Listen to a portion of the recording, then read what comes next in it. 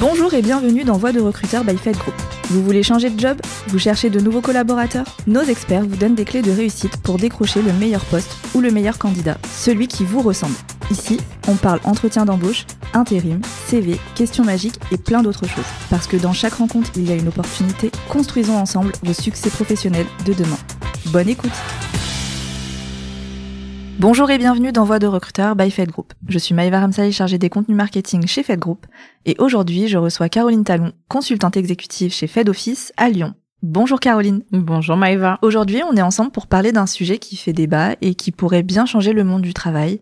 On va parler de la transparence des salaires. Avec la loi qui entrera en vigueur en 2026, cette question est plus actuelle que jamais. Qu'est-ce que cela implique pour les entreprises et les salariés? Est-ce une bonne ou une mauvaise idée? C'est ce qu'on va voir ensemble avec Caroline. Pour commencer, est-ce que tu peux nous expliquer ce qu'est la transparence salariale? Oui, bien sûr.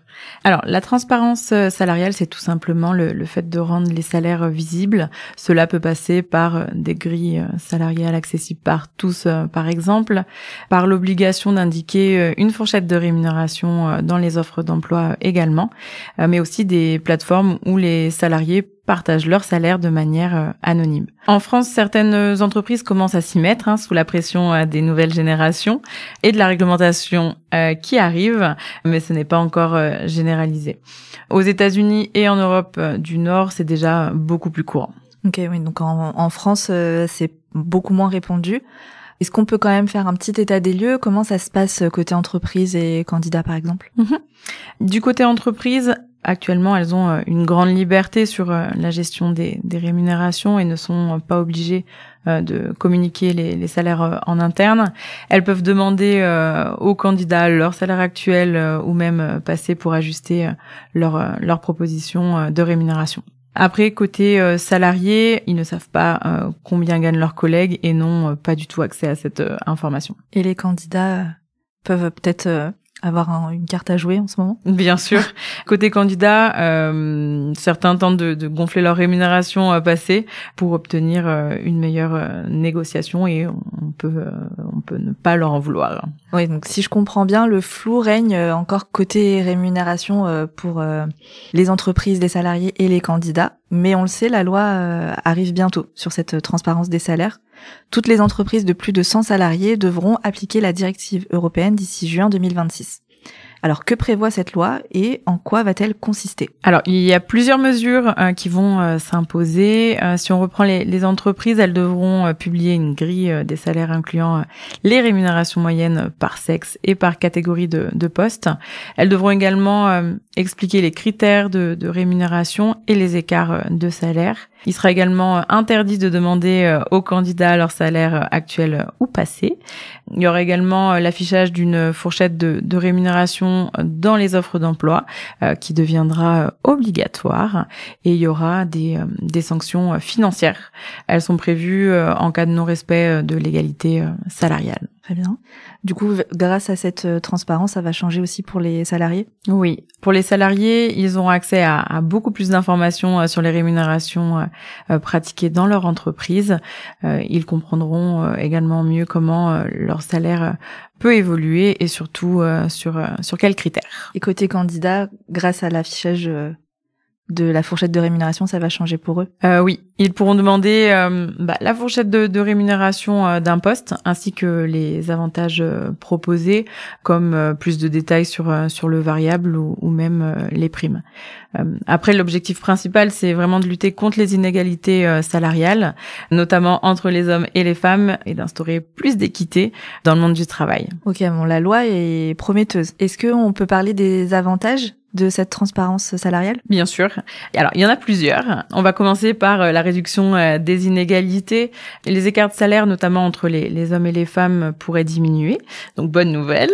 Aujourd'hui, selon l'INSEE, les femmes gagnent encore en moyenne 15,8% de moins que les hommes. Ça peut également booster la motivation des salariés.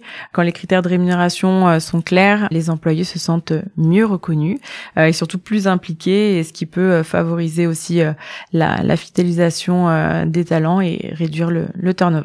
Bien, dans le même sens, je pense que ça peut peut-être aussi booster le recrutement. Totalement. Le fait d'afficher le salaire dans une offre permet d'attirer des candidats mieux informés et évite les entretiens inutiles. Si on reprend l'étude de Monster et YouGov de 2022, ça montre que une annonce avec un salaire reçoit 2,5 fois plus de candidatures qu'une offre sans salaire, d'où l'importance de les afficher. Ça permet également d'améliorer l'image des entreprises. Le fait d'être transparent sur les salaires peut renforcer l'attractivité des employeurs et surtout inspirer confiance. Beaucoup d'avantages. J'imagine qu'on doit s'attendre quand même au revers de la médaille.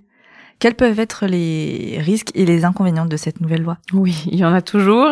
Concernant les inconvénients, il y aura forcément des tensions internes. Savoir combien gagnent ses collègues peut provoquer des frustrations si certains se sentent sous-payés.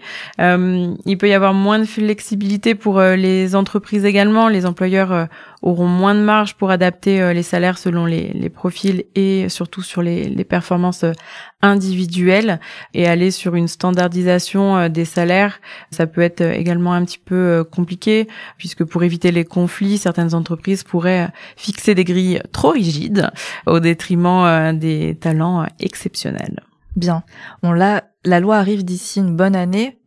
Comment les entreprises peuvent-elles se préparer? Alors, en commençant maintenant, en anticipant au plus vite, par exemple en réévaluant leur grille salariale pour garantir l'équité, en définissant des critères de rémunération qui vont être plus clairs et objectifs, en sensibilisant également leurs salariés avec des actions de communication interne, et en se préparant aux attentes des candidats pour rester compétitive sur le marché de l'emploi. Bien, merci Caroline pour tous tes conseils et ton avis d'expert sur le sujet. Merci Maëva. La transparence des salaires est un défi qui s'annonce majeur pour les entreprises et les salariés dans les mois à venir. On va continuer de suivre ça de près et je vous donne rendez-vous pour un nouvel épisode prochainement.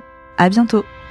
Merci pour votre écoute. Nous espérons que ce temps de partage vous a plu. Abonnez-vous pour plus d'histoires professionnelles et de témoignages enrichissants. Suivez-nous sur LinkedIn et retrouvez nos offres d'emploi sur notre site carrière fed-group.fr.